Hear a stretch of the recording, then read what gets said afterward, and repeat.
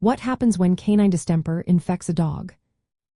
Imagine a tiny virus sneaking into your dog's body and causing chaos across its entire system. That's what happens with canine distemper, a very contagious disease that can be deadly.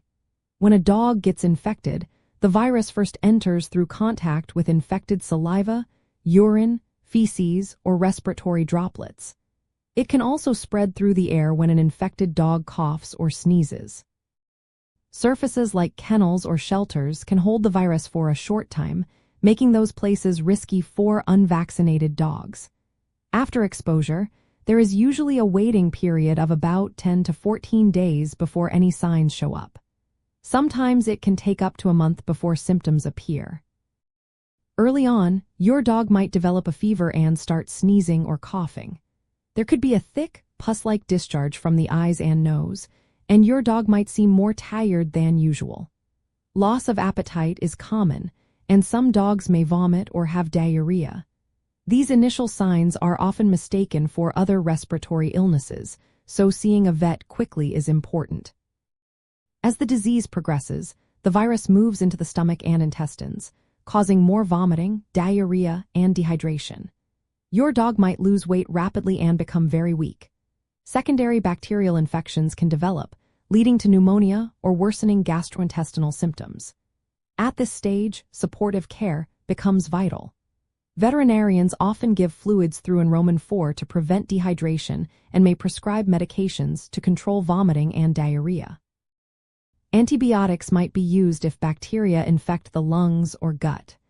Nutritional support and immune-boosting treatments can also help your dog recover. In some cases, the virus continues to invade the nervous system, which can happen weeks or even months after the initial infection.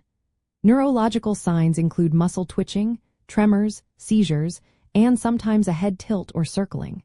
Some dogs develop a condition called chewing gum fits, where they make repetitive chewing motions without control. Partial or full paralysis can occur if the brain or spinal cord are affected. Once neurological symptoms appear, the outlook becomes more uncertain. Some dogs may recover, but others could have permanent nervous system damage even if they survive. Another less common sign is thickening of the nose and foot pads, called hard pad disease. This makes walking painful and is usually a late-stage sign. Puppies that survive distemper might also have dental issues, like teeth developing improperly. Diagnosing distemper involves looking at clinical signs, the dog's history, and lab tests such as polymerase chain reaction tests or tissue samples. Since there is no cure for the virus itself, treatment focuses on managing symptoms and preventing secondary infections. Vaccination is the best way to prevent distemper, as it can be fatal or cause long-lasting health problems.